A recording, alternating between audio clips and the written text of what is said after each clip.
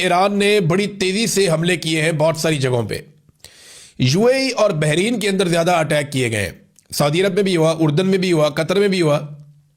इन जगहों पे जो अमरीकी अड्डे हैं वहां पे अटैक किया गया ईरान की जानिब से और काफी मिसाइल दागे गए।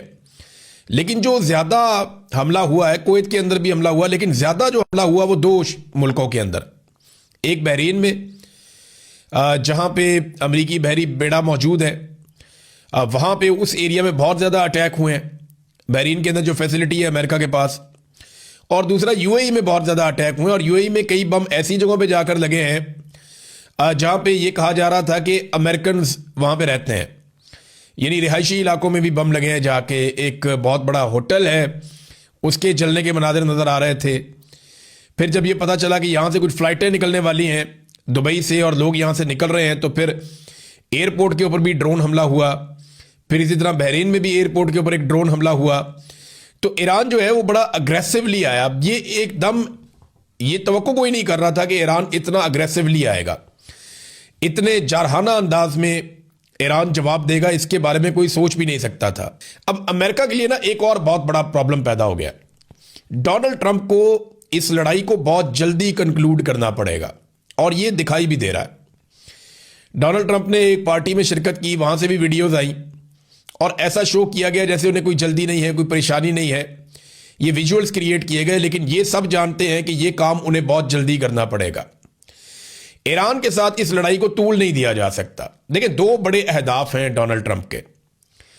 पहला हदफ तो यह है कि ईरान में रजीम चेंज हो जाए, लेकिन ये रजीम चेंज वो जमीन पर उतरे बगैर करना चाहते हैं। यानी अगर ईरान की सरजमीन पे कोई फौजी बाहर से आएंगे तो ईरान की सारी जो अवाम है वही फौज बन जाएगी, वो एक बहुत बड़ी मुसीबत बन जाएंगे और एक ऐसी दलदल में आने वाली फौज फंस जाएगी जिससे वो कई दहाइयों तक नहीं निकलेगी या कई सालों तक नहीं निकलेगी। लिहाजा वो जमीन पर उतरे बगैर ईरान के अंदर रजीम चेंज करना चाहते हैं। क्या रजा पहलवी या उनके लोग इतने मकबूल हैं ईरान के अंदर? तो उसका जवाब है कि नहीं। चले, अगर आप ये भी कहें कि आयतुल्लाह खुमैनी के या उनका जो इक़्तिदार है उसके लोग बहुत सारे मुखालिफ हैं या उन्हें पसंद नहीं करते, तो दूसरी तरफ जो अमेरिकन के लोग हैं या जो इसराइल के करीबी लोग हैं, रजा पहलवी वगैरह जो है, उनके भी कोई इतनी बड़ी फॉलोइंग नहीं है ईरान के अंदर। तो एक बड़ा मैस क्रिएट हो जाएगा। और अगर कुछ अहदाफ हासिल कर भी लिए गए और रजीम तब्दील ना हुआ तो अमेरिका ने फिर क्या हासिल किया? तो उन्हें बहुत जल्दी करना पड़ेगा, उनके पास वक्त कम है, क्योंकि ईरान ने आबनाए हरमज जो है उसको बंद कर दिया है। यहां से दुनिया का 20% पेट्रोल जाता है और यह एक बहुत बड़ा झटका लगेगा पूरी दुनिया को।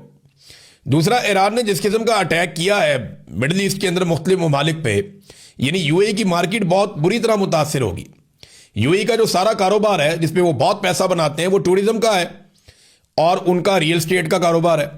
ये अब कीमतें एकदम नीचे गिरेंगी।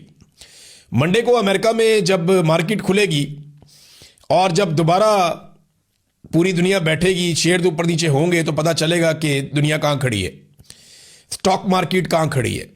ये आपको पता चलेगा मंडे को, और इसको मसनूई तौर पे कंट्रोल करना बहुत मुश्किल होगा। ये अमेरिका की मार्केट है, तो अब मंडे वाले दिन ये पता चलेगा। आलमी सतह पे तेल की कीमतें कहां पे जाएंगी ये भी आपको पता चलेगा। तो इसको जल्दी कंक्लूड करना है अमेरिका ने। उसको बहुत प्रॉब्लम है कि ये रजीम चेंज अगर करना है तो ये चंद दिन के अंदर अंदर उन्हें करना है। ज्यादा टाइम उनके पास नहीं है। ज्यादा टाइम लगेगा तो बाकी ममालिक बीच में आएंगे। रशिया और चाइना पहले स्टेटमेंट दे चुके हैं, पाकिस्तान ने स्टेटमेंट दिया, लेकिन गोल बोल दिया, आगे चल के आपको मैं बताता हूं। तो अमेरिका को फौरी तौर पे करना पड़ेगा जो भी करना है, वो उसमें ज्यादा टाइम लगा नहीं सकता।